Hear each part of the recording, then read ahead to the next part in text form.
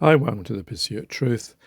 So this one is about AI. It was a really interesting piece I heard on Sky News about this guy who's written this paper or a book on AI and biology. And I think there was also a TED talk I listened to before about AI, which I think I did on Pursuit of Truth before. And I mean, I know a lot of people are scared because of all the films, 2001 and iRobot and Terminator and etc. To name those ones that always come up. But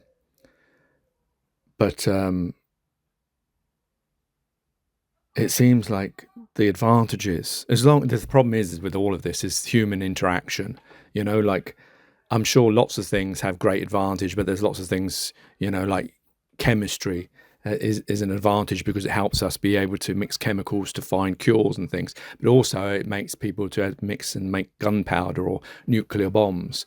So its application is the important thing. And unfortunately, that's the problem. We live in a world where human beings don't care about human beings. We divide ourselves up. We're still greedy and possessive we were thousands of years ago when we set up this system that we still inherit and live today and flag bear.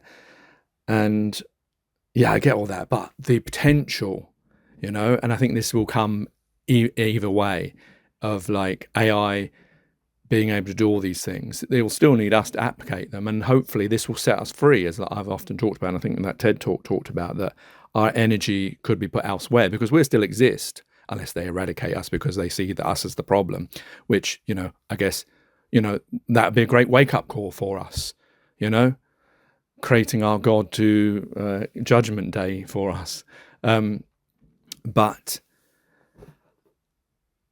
when he's talking about being able to, I mean, a little bit worrying when he talked about creating new species, but the idea of, I don't know what would be the purpose of that, but I guess that's an interesting thing, but that would really see the end of humanity, I would have thought, because it won't be the randomness of what we are. I mean, if you can program everything, you make everyone Albert Einstein, it might be a very boring world because there won't be any, Charlie Chaplin, or there won't be any Paul McCartney, because, I mean, obviously they're excellent in their own fields, but in the sense that if you want the perfect human being, say, with a great mind, it depends what you pick, isn't it? This is nothing new in science fiction. This has been in novellas for years and stories and stuff.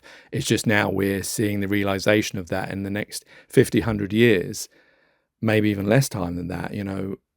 AI could have set us free, that we don't have to work anymore. Certain jobs we can continue to do. We will be, our creativity will be free. Our time will be free.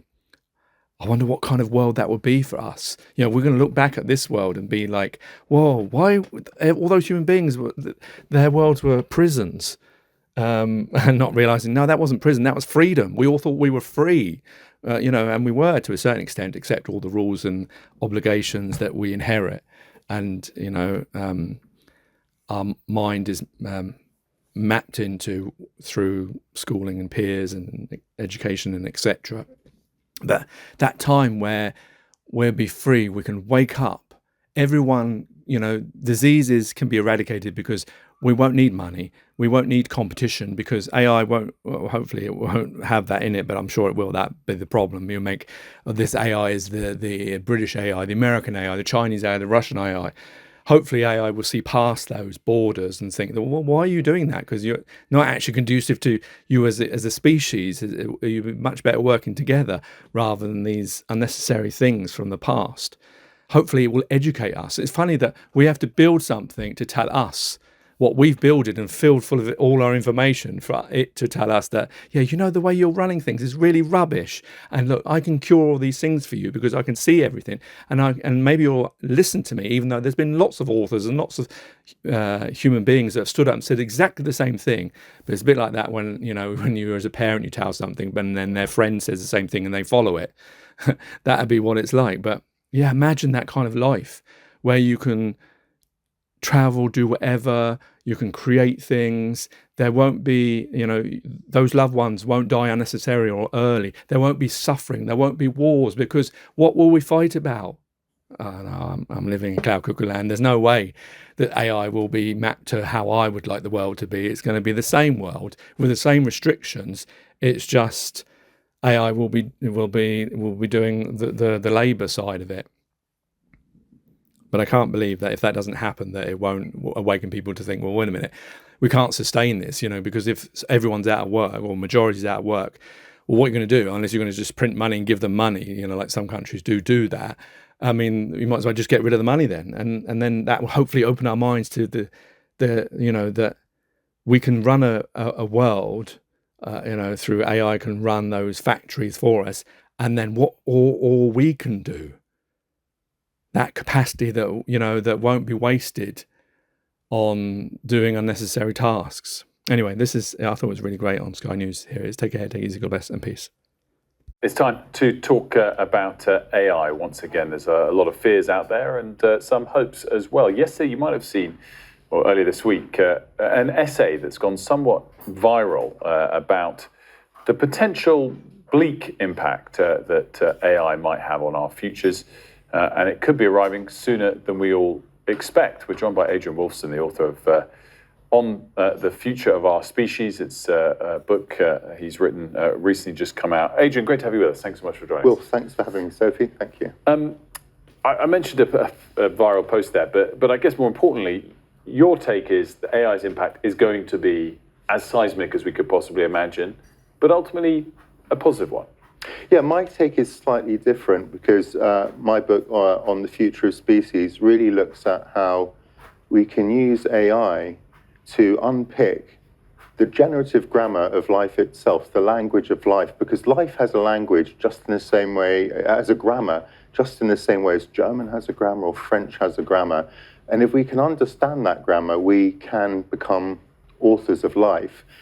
In the same way that mathematics turned out to be the perfect language to understand physics and the way planets move and orbit and so on and so forth, it turns out that AI is the perfect language for discerning deep patterns in biology, which we as humans are simply unable to discern. I mean, it sounds very, very beautiful. I'll be honest, I read the essay and I felt the fear afterwards, right? And mainly about jobs. What it was basically saying is that we are not really preparing for the transformation that is to come. And anyone whose job can be done on a computer, you should basically be worried about AI being able to do your job better than you can. I mean, what would you say to that? Yeah, and obviously the social media article you're referencing is more focused on AI's impact on everyday life. And I think the author of that particular piece was absolutely right that we totally underestimate the power of AI. Of course, AI is really only, the type of AI that we're all using, ChatGPT and so on, it's been around a couple of years, and it's relying on, I would say, second generation GPUs. That's the actual architecture that enables this all to happen. Can you imagine what that's going to be like in 20 years' time? And on jobs in particular, we should be, I guess, kind of clear-eyed about what it's going to mean, right? I think people, have been caught off guard by this, and as they have with what I write about, which is how AI will be applied to biology. And it might well be, I can tell you it will be the case that AI will be designing life. For 4 billion years, all life on Earth has evolved by a process of evolution by natural selection. That lacks foresight, it lacks design, it lacks purpose, it's totally blind, has no concept of the future. All of a sudden, we're at this phase transition, not only in the history of humankind, but in the history of life on Earth. And the purpose of my book is to draw that point to everybody's attention. We all need to know about this. We all need to be able to have an opinion on this. We all need to be able to participate in the debate. And the end result of that is that we can ensure that these incredibly consequential technologies, the likes of which we've never even been able to imagine. We're talking about technologies that can write life or even redesign. What do you mean by that? So we're going to be completely disease-free, or what? Once we understand the grammar of life, we'll be able to reverse engineer our own biology in ways that have never previously been possible. What does that mean? So this is accessing DNA, or? It means it's simply understanding it in the same way that understanding the grammar of German enables you to speak German and write books in German, or understanding the grammar of English enables you to, Dickens, to write Great Expectations, or Russian Dostoevsky to write War and Peace. Learning the language, understanding the grammar of life will enable us to author new species which can do. Can I just? I'll be totally honest. I don't actually understand what you mean. What does that mean? AI is going to be able to create new lines. Well, let me give you a simple. So you know what gene editing is? No, I've no idea. Okay. Just come back to basics. Treat me like an idiot. So gene editing means that you can take a genome. Yeah. And you can just change one letter in the whole sequence of letters. And there are about 7,000 diseases which are caused by a mutation in a letter and which can be corrected by editing. Now, genome authorship, which is what I'm talking about in my book, is very, very different to editing. It's the difference between redlining a document, so I hand you a document and you kind of edit it and you fill it with red lines and crossing outs and whatever. There's a difference between me saying, Sophie, here's a blank page. Why don't you write a story? But the difference is you're not writing a story in the language of English. You're writing a story in the language of DNA. And just to finish, to get back to your point about medicine, one has to believe that ultimately the human body is a kind of complex machine, not like a man-made machine, but nevertheless a machine. And therefore, we don't have the instruction manual. So that's why we don't know how to deal with them. But if we can compute the grammar of life, it's like computing that missing instruction manual. When you were a kid, I don't know about you, I used to make these model aeroplanes, Messerschmitts and Spitfires, and they came with an instruction manual. Told you how to put the bits together. That's what we lack, and that's what AI can give us. But I guess removing disease, most people would see as positive, but authoring, some idealistic version of DNA or of a human is not, I don't think, for anyone. Let me give you some of the reasons why I believe its ability to design biology could be so useful. In other words, turning biology into a programmable language, a language which biology basically becomes computer code that we can write. Let me give you some examples. At the moment, most of the technologies that form a key part of our infrastructure are built in a destructive way. They destroy the earth. What we can actually do with biology is we can store information in biology, we can compute in biology. Can I just ask and get another question? Yeah. Are we talking here about, when you talk about changing programming and the language, are we talking about creating a new species? Are we talking about curing someone of cancer? Are we talking about selecting a baby? What are we talking about? You're talking about all of the above. But the first one, creating a new species. I mean, is that what you're really talking about here? I'm just trying to understand. Let me give you an example. So evolutionary history has explored an infinitesimally tiny fraction of possible life.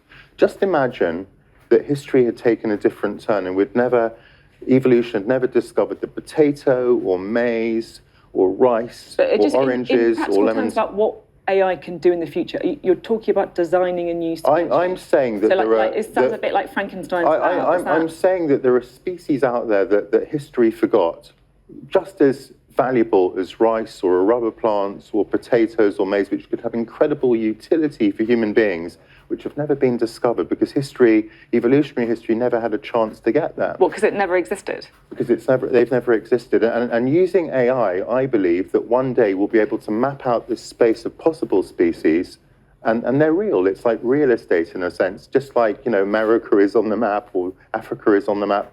There are many, many alternative species out there, some of which could have great utility for humans, some of which could destroy microplastics in the environment, some of which could be used to build buildings instead of conventional materials, some of which can be used to produce energy, some of which we can produce plants which can live in deserts or give higher yields. So there's tremendous opportunity to do good, but in my book, what I make really clear, and this is why I wrote the book, is we have to be aware of responsibility, it's a key point. Transparency. We're out of time, but it's been really, honestly, so interesting to talk. My mind is blown. Consider my mind blown. Thank you very much. My pleasure. Coming Thank on. you. Adrian so much. Thanks so much. I love it. Off you go. Off you go. Too quick. See you later. I don't know what to say. We need to brush up on our grammar. Yeah. The grammar of life. It's going to change. It Very just feels like a whole nother life, basically.